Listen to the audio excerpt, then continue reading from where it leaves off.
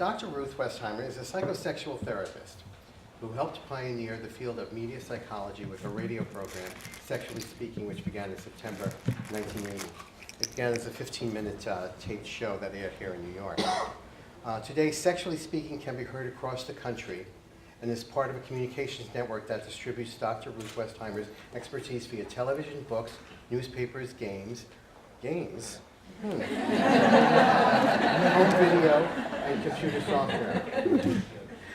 Born in Germany in 1928, Dr. Ruth Westheimer was sent to a school in Switzerland at the age of 10, which then became an orphanage for most of German Jewish students sent there. At 16, she went to Israel, where she fought for that country's independence as a member of the Haganah. She then moved to Paris. Wait. You have to say I was a sniper. I know I still can put 5 bullets in a red circle. So whoever is not going to ask me a good question, watch out. Why do I feel like a straight man? She then moved to Paris, where she studied psychology at the Sorbonne and taught kindergarten. The tradition with the Westheimer family and Teachers College is quite vast.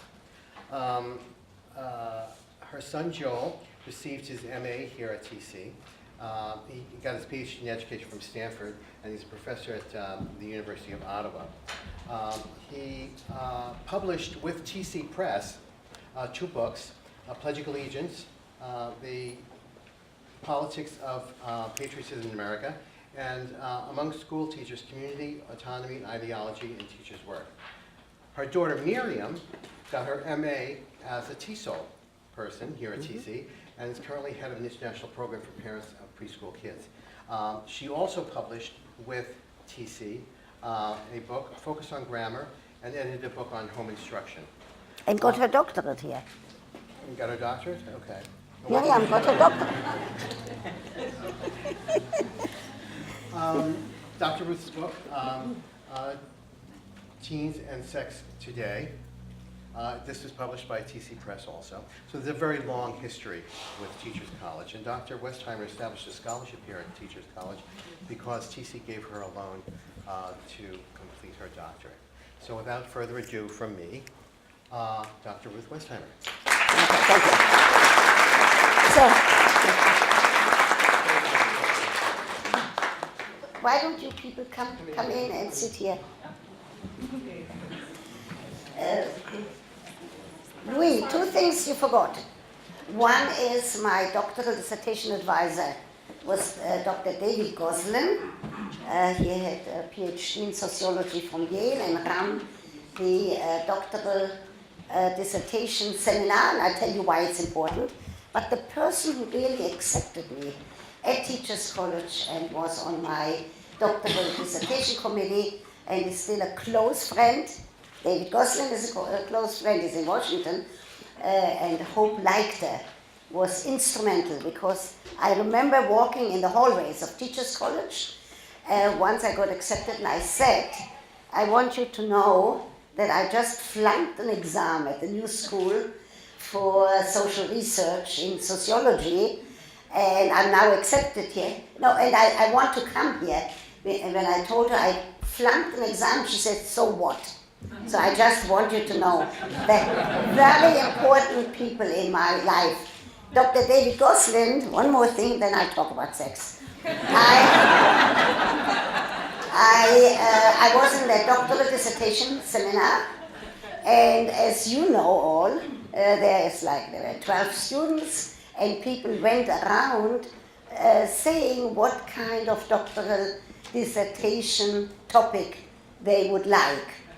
And I looked at this good-looking guy, and by the time my turn came, I had switched my topic.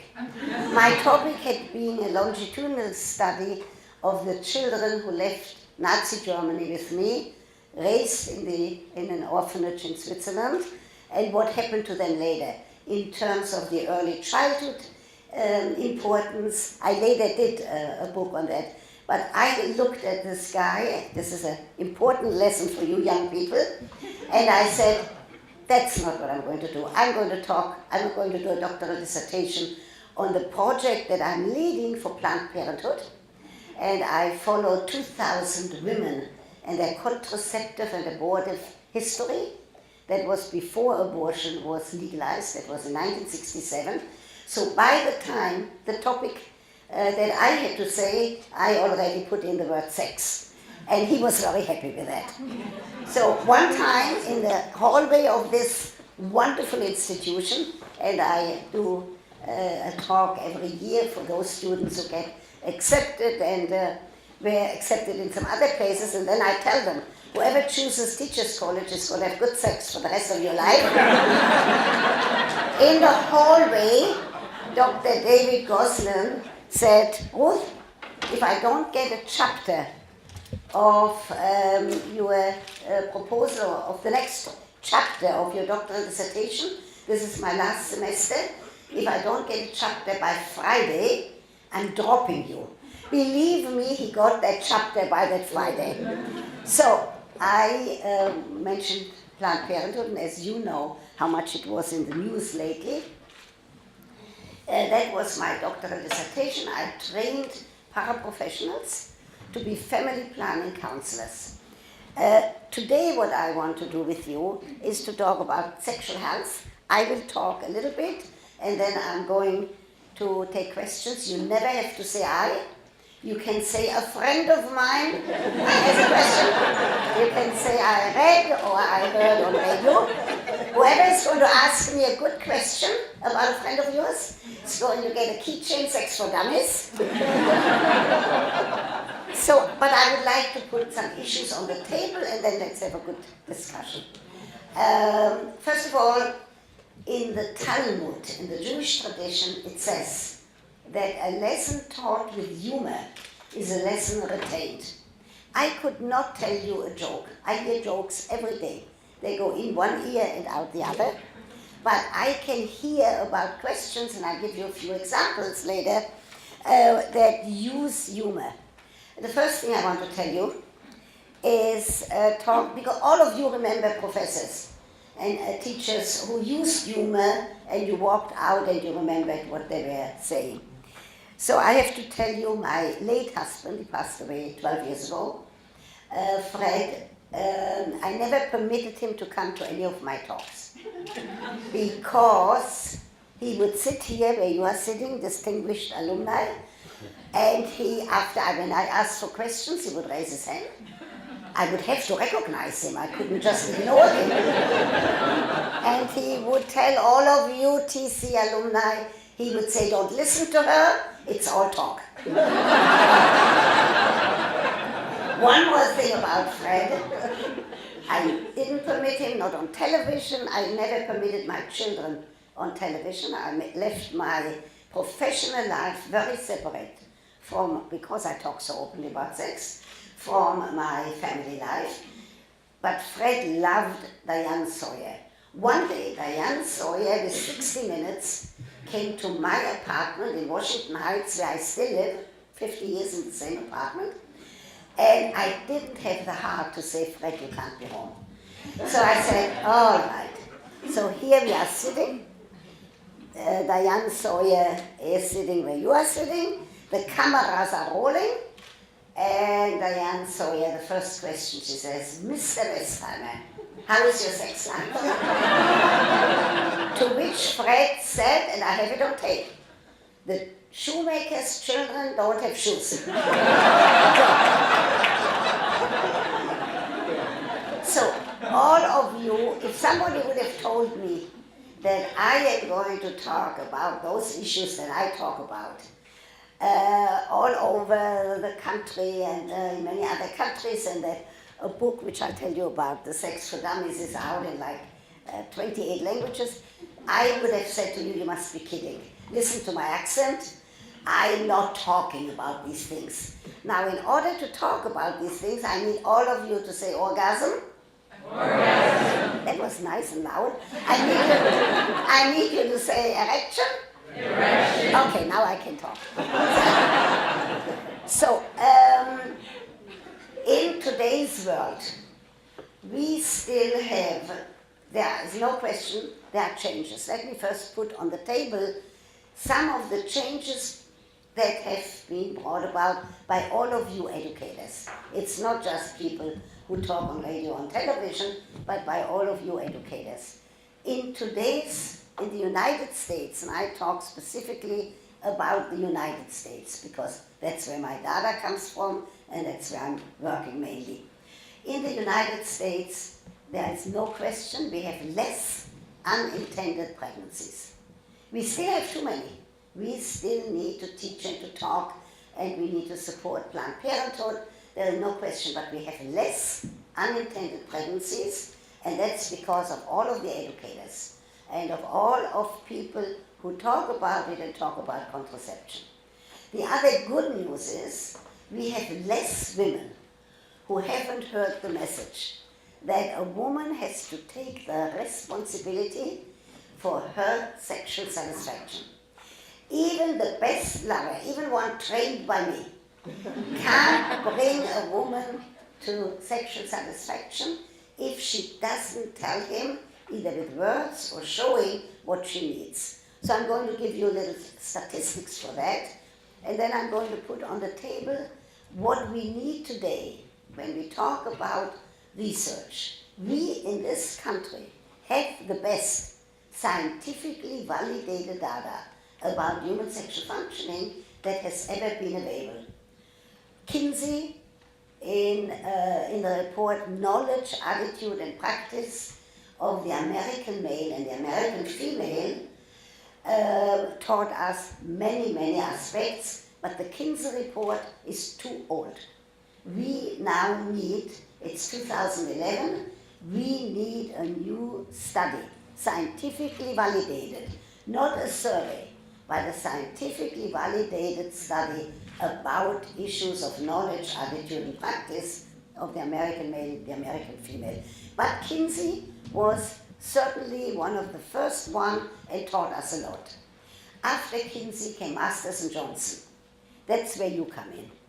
Masters and Johnson observed in a laboratory setting 1,400 sexual intercourse episodes. People actually having sex in a laboratory setting. Penises wired up, lubrication in the vagina measured, heartbeat measured, brain waves measured, swelling measured, size of penis measured, everything that could be measured was measured. And you here are going to say, who is willing to perform the sex act? Computers recording, cameras recording, people watching, and I'm going to tell you, and that's where you people come in. There were teachers, student teachers who needed money. There were medical students who needed money. There were prostitutes who needed money. And then there were people like you here today. There were people who volunteered for the sake of scientific investigation. You can take a deep breath. I am not involved in these studies. Otherwise, from a group at Teachers College like this one here, I would now ask for volunteers. I'm not involved, I only take the data that they have collected in order to do sex therapy and sexuality education. They gave us many, many, many aspects. Again, we need newer studies, but we do have some of this scientifically validated data. I was very fortunate. I was 7 years with Dr. Helen Singer-Kaplan at Cornell Medical School, two times a week being trained for 2 years, and then I stayed 5 more years to help to train others. So I was very fortunate. I had the academic background. I taught how to teach sex education at Lehman College. And then I did get the additional psychological therapeutic training in order to be a sex therapist, so that combination worked well. I also, for you Teachers College, very important. Everybody knows what chutzpah means? Chutzpah means nerve. I did have the chutzpah, the nerve, to talk with this accent about those things that people did not talk about. The radio program started in '81. They gave me 15 minutes, a quarter after midnight. And I said to people, send me questions. It was not live, it was taped, and I did get questions in writing, and I answered them the next Sunday on the air. I then did that program for 10 years, every Sunday night, sexually speaking. Some might still remember that they listened to it under the blanket in bed. It was from 10 to 12 at Sunday nights. And I provided people coming from the Hamptons, getting into their car at 10 o'clock. By 12 o'clock that they got to New York, I provided them with tremendous foreplay. So I was very fortunate, and then the television, and I'm still talking about this issue of sexuality. Now a little bit more about detail about the Dada. When I say that there are tremendous changes, but we still need more education, we still need more talking. First of all, I want to put two controversial issues on the table. I know they are controversial, but I'm putting them on the table right away. And the first issue is about abortion. And when I worked at Planned Parenthood of New York City in '67, from where my doctoral dissertation data came from, abortion was not legalized. And I would be very sad if abortion is again not legalized, because in those years, many of you are too young, in those years only women with money could obtain an abortion because they could fly to Mexico or to Europe, and the others resorted to abortionists and to coat hangers. I would be very, very sad if we ever have to go back to those years. I don't want anybody to have an abortion, but there will always be contraceptive failures, and there will always be people who will need an abortion. And in my way of thinking, it has to remain legal, and it has to remain a public health issue and not a political football. So there's one thing. I never talk about politics, because when somebody talks so much about sex, you have to stay away from politics. And but I certainly talk about stand up to be counted, 4'7", and I'm not shrinking, because if I would shrink, you wouldn't see me anymore, but you would still hear me. So this is one controversial issue. The other controversial issue is the issue of homosexuality. When a homosexual, first of all, we do not know. Here it's 2011. I told you we have tremendous data in this country. We still do not know the etiology, the reason for homosexuality. We do not know why some men are attracted to men, some women are attracted to women. If a homosexual couple walks into my office with a relationship problem or with a specific sexual problem, I treat them with the same respect that I would treat anybody else. Respect is not debatable, but what we have to say, we also don't know the etiology of heterosexuality. More research is needed. So these are the two controversial issues. Now let me show you when I say about how far we have come. In the study of Masters and Johnson, they had a normal curve. 30% in those days, 30% of American sexually active women, they found would have an orgasm during intercourse. I have to say something about Sigmund Freud in a moment. 30% on that normal curve of American sexually active women in their studies do have an orgasm when the clitoris is being stimulated either before or after intercourse. And in their studies, and that's changing as we speak, 30% of American sexually active women do not have sexual satisfaction. Now, on a normal curve, make believe I had a blackboard, a normal curve. I now gave you 30, 30, and 30. What do I owe you? 10. 5% of American women can sit in a packed room like this. They can tighten the upper thighs.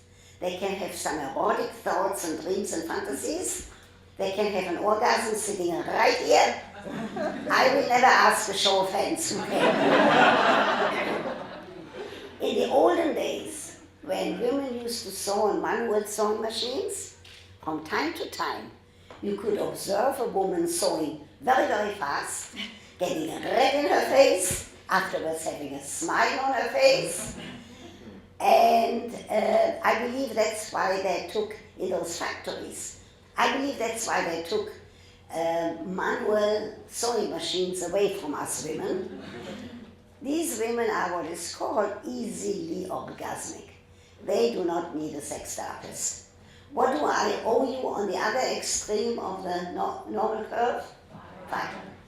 If a woman, a couple, but right now I'm talking about women, walks into my office, and what a sex therapist does is take a sexual status examination.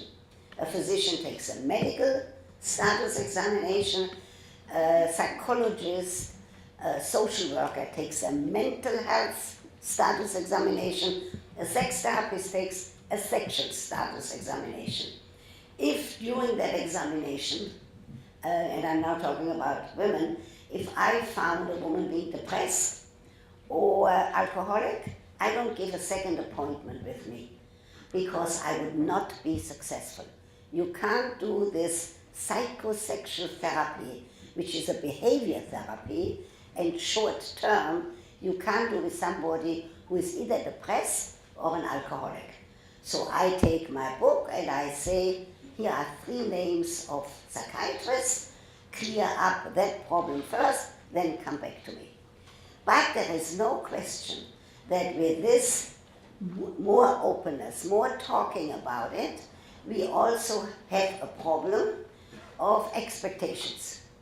And you have to know that Hollywood is doing us a tremendous disservice, because any of these Sex in the City, you know that there are no 4 men in New York City who are waiting with a mink coat and a ticket to take her to Paris.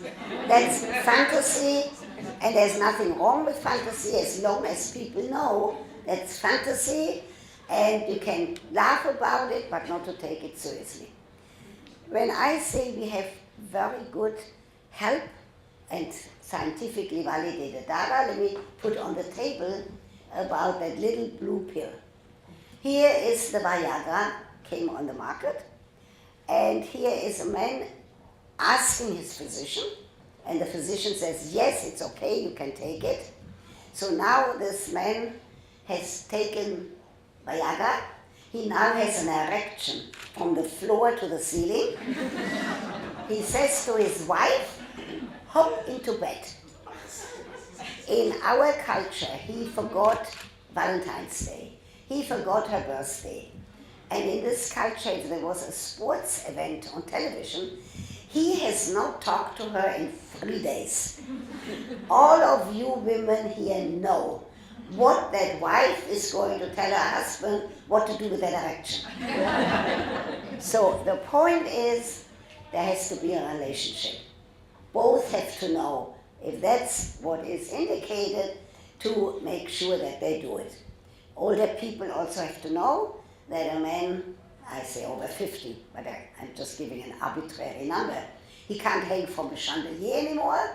Older people have to know that a woman after menopause, there's less lubrication in the vagina, and if she engages in intercourse with a not well lubricated vagina, it is painful and it hurts, and she says, who needs it? People also have to know that the best time for older people to be sexually active is in the morning, when the testosterone level is highest. And in the morning, I tell older people, get up, go to the bathroom, have a light breakfast, hang the phone off the hook, and go back into bed. And people, in my way of thinking, can be sexually active until the age of 99 if they are sexually literate, if they know what they have to do in order to continue to be sexually active. So in the Jewish tradition again, very interesting, it says in the Jewish tradition that a husband is obligated to provide sexual satisfaction to his wife even after menopause. That proves to you that this is not only for procreation but also for recreation. Otherwise they would say after she can't get pregnant anymore, you don't have to worry about it. Now let me tell you some things that worry me. What worries me in today's New York City is that there are health clubs springing up, indiscriminate sexual activity, heterosexual, homosexual, and it worries me because young people think AIDS doesn't exist anymore, because we don't see any AIDS patients walking around. Either they have died or they're on medication. And I'm very worried about sexually transmitted diseases that are going to be springing up. I tell you one more thing, that I changed my mind. I used to say, for you educators, very important. First of all, Saul Gordon, a famous educator in sexuality at Syracuse University, coined a term, I didn't coin it, but I use it a lot, to be an askable parent, and you people to be askable teachers, so that people can have they can ask you the questions that they have.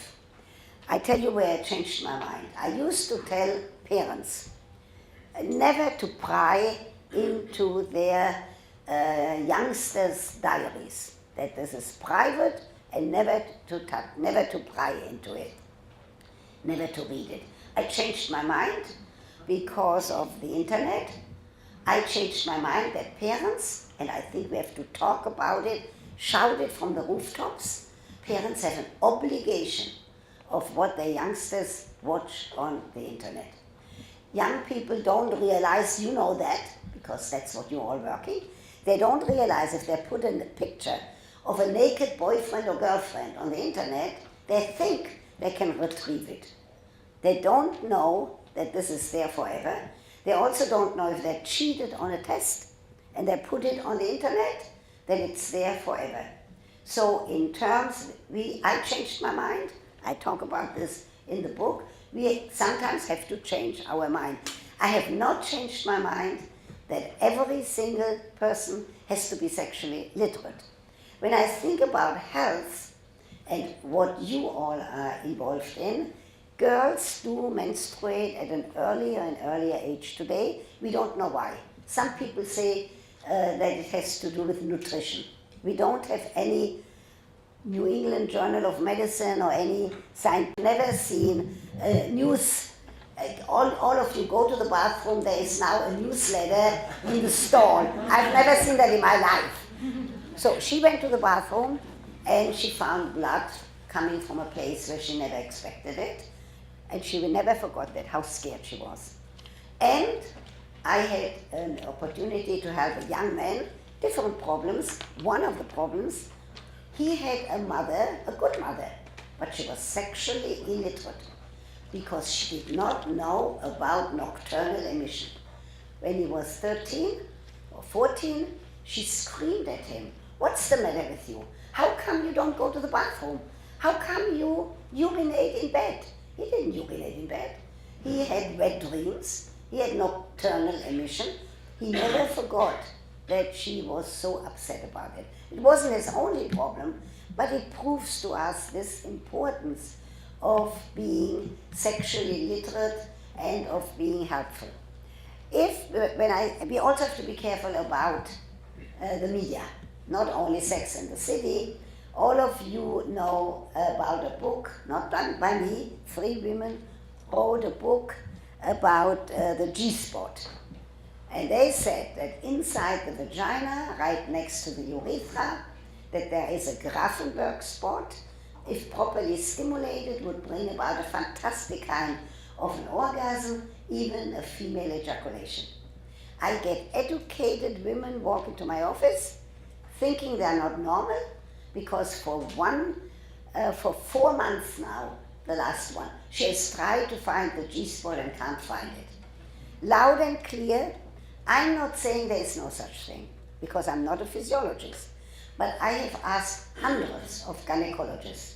I have asked, is there any scientifically validated study that there is such a thing? I'm not saying that there are not some women who are sensitive in certain points in the vagina, but I have not had any data that there is such an issue like a Grafenberg spot. So we have to read what's in the literature about sex carefully. For example, Nancy Friday did a collection of fantasies. Wonderful. It's not a scientifically validated study.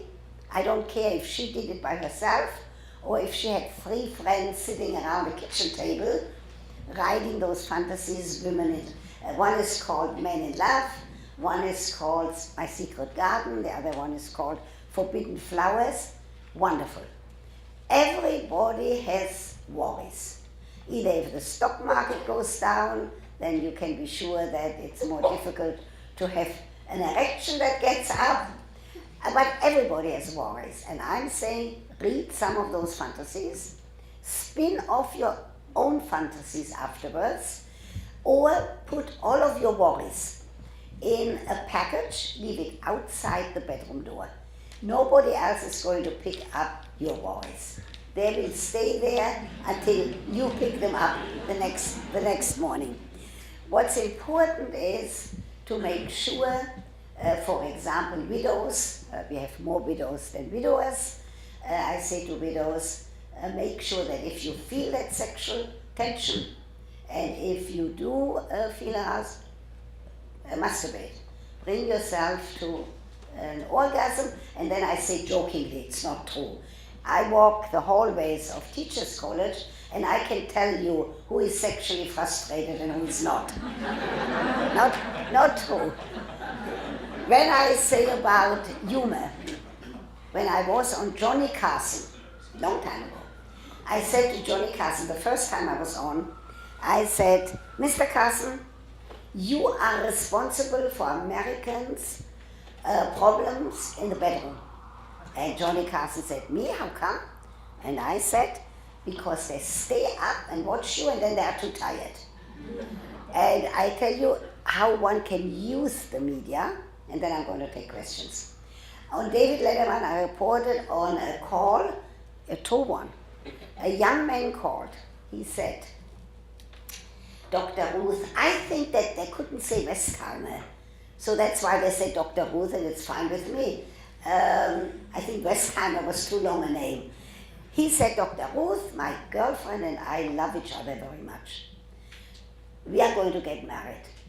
We have wonderful sex life. And I want you, he says to me, I want you to know, I know how to satisfy her. And I said, what is your comment? Because sociologically speaking, programs like this create a community of listeners. People who call in to ask advice or to give advice to somebody who called the week before. So I said, what's your comment? He said, his girl, and I was very happy because the decision of when to have sex depends on people's religious, morals, and their attitude, and nobody can say yes to wait for the wedding day or not to wait. The only thing one can say is don't ever put pressure on somebody unless they have decided that they're going to be sexually active. So I said to him, what's your comment? He said, his girlfriend likes to toss onion rings on his erect penis. I did exactly what you are doing. I giggled because a good sex therapist has to visualize what people do in their bedroom, and then it permitted me to state my philosophy. Anything to consenting adults do in the privacy of their kitchen floor, living room couch, or bedroom is perfectly all right. So you can use the media as a teachable moment. You can use the media to say, we have a subject matter, we are trained in it, and we want to talk about it. Okay, one more thing to put on the table, I take questions. In the olden days, we have plenty of myth that we still have to bury. But one, for example, in the olden days when a toddler touched down there in the living room, the parent used to say, do you have to urinate? That's as if that penis was created only for urination. To a girl, they used to say a good girl doesn't touch down there. I'm old-fashioned and a square. When that toddler sits in front of the television, I don't want that mother to tell the whole family, come in and watch what they are doing. The mother-in-law might be there. I'm saying we have to teach in our culture, this is something to be done in privacy. In the bathroom or in your bedroom, but not to say that it's something that is not acceptable, only to make sure. One more thing about privacy. I'm very worried these days, that's my third worry, about young guys walking around with such tight jeans that you can see the erection. And I'm very worried about girls walking around half naked. I'm not talking about the beach or the pool, that's where it belongs. Parents, and I do believe any educator, has an obligation to say, as long as you live in my house, I need you to be dressed properly, because I don't want to hear more about sexual harassment and rape and all of those things that are happening. I also say, some people don't agree with me on that. I say that if anybody, man or woman, is naked in bed with whoever it is, the other person, cannot get up in the morning and then cry rape. If anybody is naked in bed, that gives a message, and the libido, the desire for sex, is a very strong one. So I do not believe in that let's say a woman can go naked in bed with a football player and the next morning can say he raped. Now, in terms of fantasies, I don't mind if women, we have a new gadget, one more thing. We have a brand new gadget that can measure the arousal of a woman, the arousal in the vagina. And I believe that a woman can actually program her brain to have an orgasm during an erotic dream. She can dream about a whole football team being in bed with her. That's a different story. That's in her fantasy, in her dreams. Anybody here who is married, tonight, you women, don't go to sleep. Go to bed with a piece of paper and a pen. Watch him. Every 90 minutes during REM sleep, rapid eye movement sleep, every 90 minutes there is some kind of erectile activity. The next morning you can say 3:45 full erection, 5:30 partial erection, and that helps us to know that physiologically everything is okay. So, who is going to have the first question of over there? Over there, yeah, you and you get a keychain. I'm the first, okay. First of all, it's a real honor and I'm a big fan. I'm reading this book called Bonk, which is the merging of science and sexuality, and I was amazed to find out that people who lose their sense of smell become more depressed than people who lose their sight. First of all, I'm not a nutritionist and I'm not a smell expert. Okay, but put on a piece of paper, put the title of that book. So okay. You see, I learned something new. Okay, but my question is the role of, I'm wondering why. I know smell is connected with memory, but I'm wondering how smell is connected with sex. I would say if somebody is dirty, I don't want to have sex with them.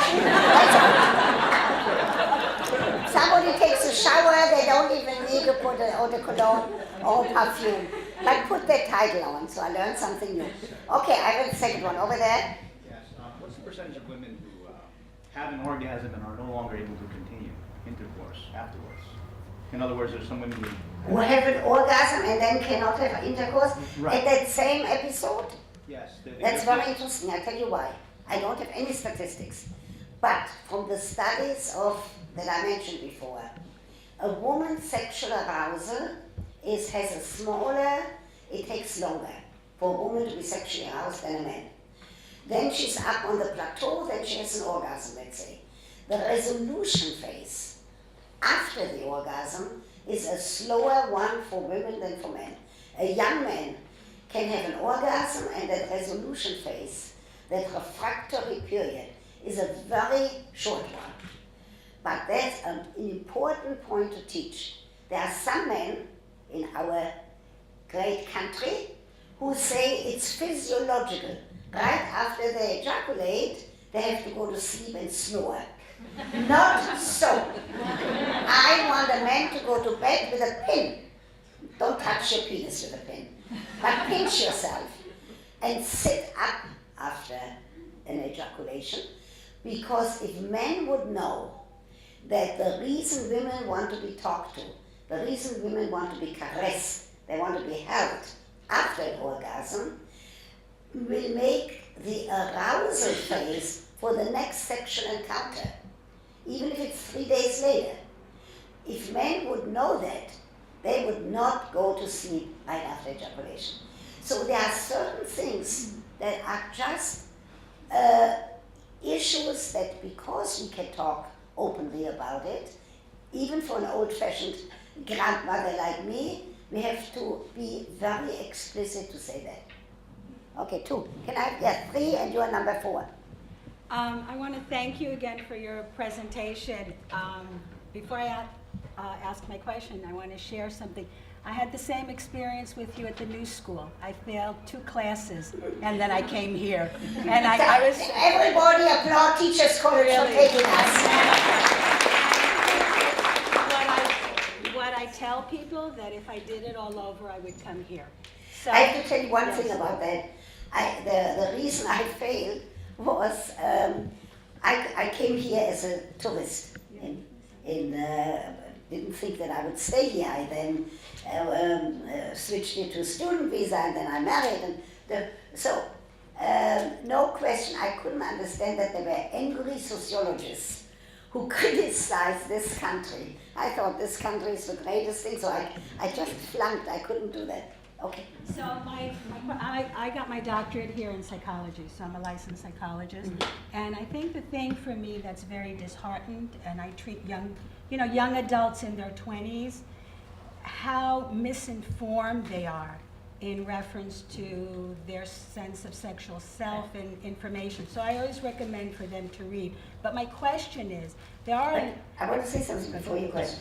I think that you teachers, anybody in the education, have no choice but to have discussions with parents in the evenings. People in today's world cannot tell their boss, I have to go to a discussion. You have to have discussions to discuss what you are going to teach in terms of sexuality. So my question is, and this is really addressing young men in their 20s, there's so much pressure for them to perform and have an erection that a lot of young adults are using Viagra. And that's the concern that I have, that you wonder. And I would wonder very much, and I would question, thank you for that question, I would question any physician who is willing to give a young man a young man, I'm not saying wants to experiment, that's a different story. But so I would question that. You were first, and then you. And young woman here. Right, and then you. Okay, so wait a moment, I have 1, 2, 3. Go ahead. I was just wondering how you feel about the teen pregnancy shows. The and if what? have you seen like Teen Mom and 16 and Pregnant on TV? And if those are getting the type of message that teen pregnancy is difficult, or if it's more glorifying? If I could be a dictator, I would have plenty of sexual knowledge programs. I would try to make them interesting so that people watch, because as you know, that's the name of the game. And I would say, and we know that people don't watch long programs. Young people are now used. I'm going now on, at the age of almost 83, I'm going to have a channel on YouTube with Google. So, because I realize some of these the short attention spans, and I would not, loud and clear, I would not permit a program like that. A program like Sex and the City, I would permit, and I would say to people, if you think that's reality, you must be stupid. That's not reality. But it's fun. And if it can spin off a dream that you are at the opera in Paris, and then you have a good orgasm, wonderful. But I would say that anything right now that has to do with the pressure of, for example, hooking up, the pressure of doing something just in order to have a date for Saturday night, very sad. Very sad. Part of it is our fault, because we tell young kids, what's the matter, 12-year-old? How come you are home on a Saturday night? Part of it is our fault, and we have to change that. We have to have more centers. I've been preaching about that for a long time. Schools ought to be open on weekends. There are plenty of parents, I would have been one of them, even as a grandmother, to be once a month to be a chaperone. The gyms in the school, they tell me all about the liability and the keeping up. I don't agree with that. Our young people in small towns and in big cities don't have a place to go to. They don't have a safe place. So there should be many more Ys. I was the president of my Washington Heights Y for 11 years. Never missed a board meeting, but sometimes I called the director and I said, I made a mistake, switch the date. But we have to have more of such things. So who was after that? You and then you. And then you. It's a privilege to hear you. I'm a primary care physician. I actually see a large number of more middle-aged men who come with erectile dysfunction, and a lot of it's physiological due to chronic disease. But what would be some, how would you screen for it to rule out more of a psychological issues? What would be the best way? I tell you how, very good question. Anybody who walks into my office, any man, if he reports that he doesn't have morning erections, I do not give a second appointment with me. I say, you have to see a urologist first. I have to hear from the urologist in non-medical terminology that physiologically everything is all right. Then I can do psychosexual therapy. Then I can find out maybe they don't know not to engage after drinking. Maybe they don't know not to engage when they are tired, when they are angry, all of these things. But first, I send a woman to a gynecologist if she says anything of pain, which I said before. A man, I send to a urologist first to clear up that there's nothing physiological. Yes? I wanted to ask about fantasies. You said how important they were. So should one fantasize about one's partner, about someone else that you know isn't your partner, or about people you Which know? country are you from? England and Brazil. Okay, let me tell you something. If, by all means, if you fantasize about the whole football team or about the Brazilian soccer game being in bed with you, keep your mouth shut.